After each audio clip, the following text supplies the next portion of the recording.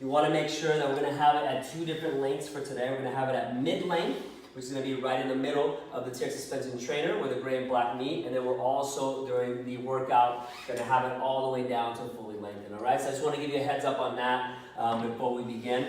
Key as well is, just so you know, that this will be, again, a challenging workout. We're going to do 2 rounds with times of 8 different exercises we're going to do.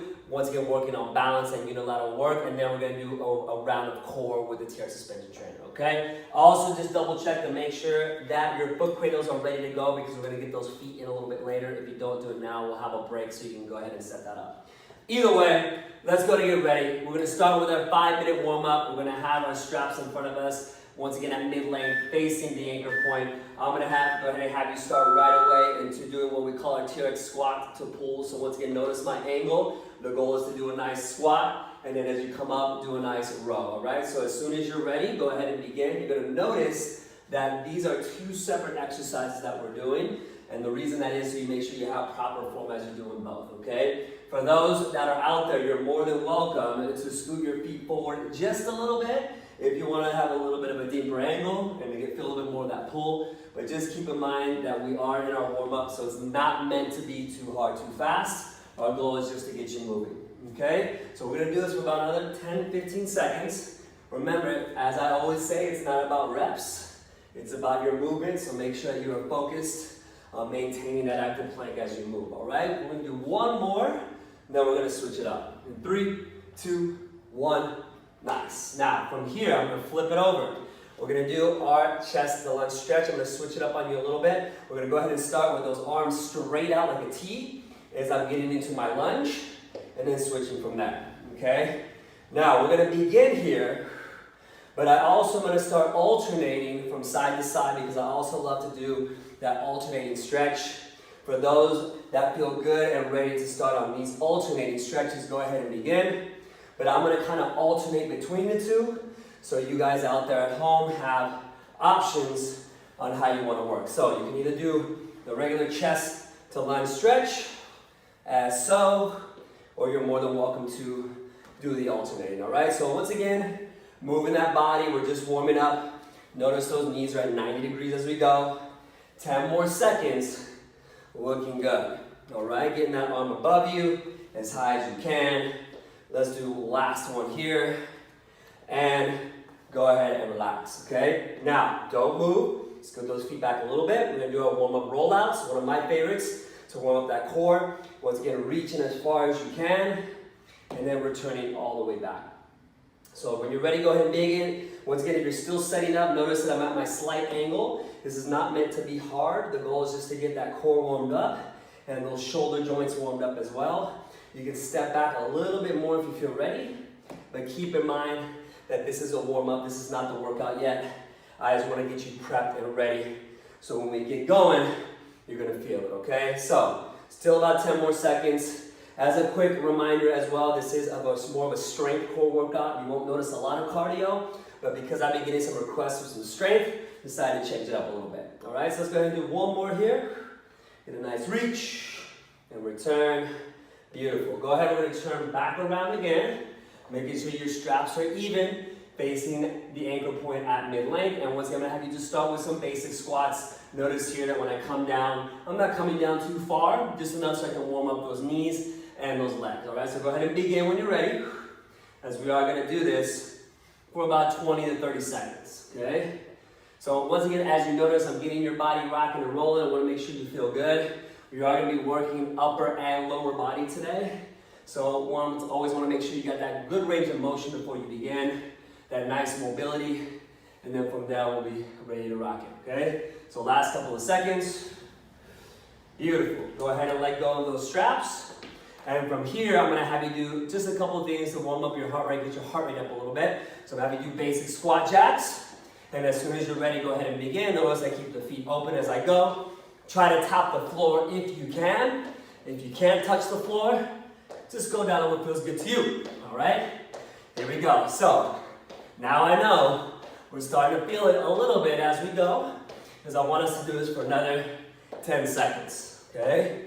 Keeping those feet light on those toes, touching the floor if you can. Last few seconds. Beautiful. Now from here, we're gonna finish with inchworms. Notice walking forward to a plank, returning all the way back, hands in the air. As soon as you're ready, go ahead and begin. Walking forward, all the way back, reach the sky. If you cannot keep those legs straight, do not worry. You can bend those knees slightly as you go, if that helps, okay?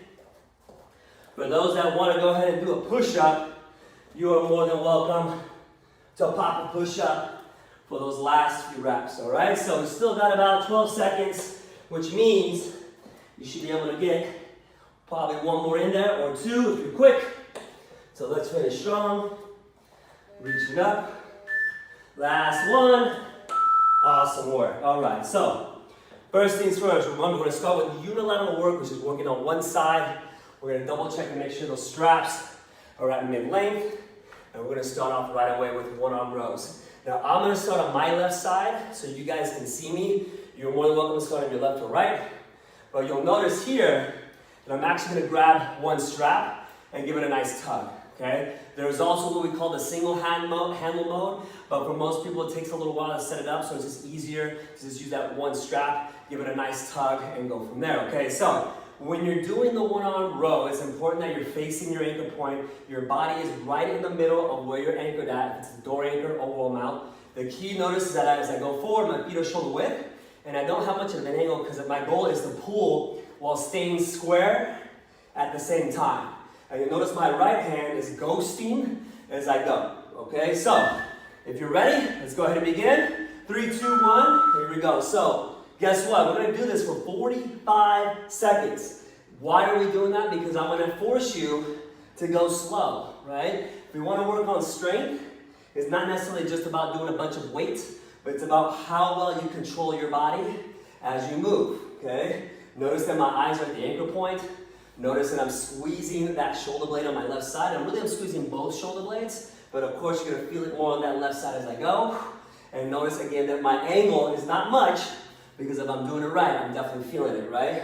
Also notice there's no rotation in my body, because I'm keeping my body square with that anchor point in front of me, okay? So we are almost done. Once you hear that last beat, all I want you to do is the same strap, switch to the side. We're gonna do a quick transition. Make sure you're facing the anchor point. Make sure your feet are good. And guess what? Minimal rest here. We're gonna get right into it. So notice the same thing, but now I'm pulling on that right side. And once again, you can adjust as you go. Now keep going. If you're rotating a lot from the hips, that probably means that you are way too deep in your angle, and you'll need to get back just a little bit, okay? So if you feel a lot of rotation in your hips, we actually want to do what's called anti-rotation, keeping those hips square, all right? So, once again, if you feel good, keep it up. You can ghost with this hand. Another option is to keep it behind you. But either way, make sure that you are maintaining that position as we are almost done with these 45 seconds. 3, 2, 1, and yes. All right, so I'm going to give you in this round 25 seconds to transition. Noticing I'm evening out my straps again. And what we're going to do here is we're going to do balanced lunges. I'm going to actually start with my right leg up. And the goal is to come back, floating that leg the whole time. So you don't want it to touch behind you, only if it's necessary, all right? So let's give it a shot. 3, 2, starting with that right leg, all the way back, that foot all the way up, rinse and repeat. Notice first that my right leg that's going behind me is staying at 90 degrees. Why is that?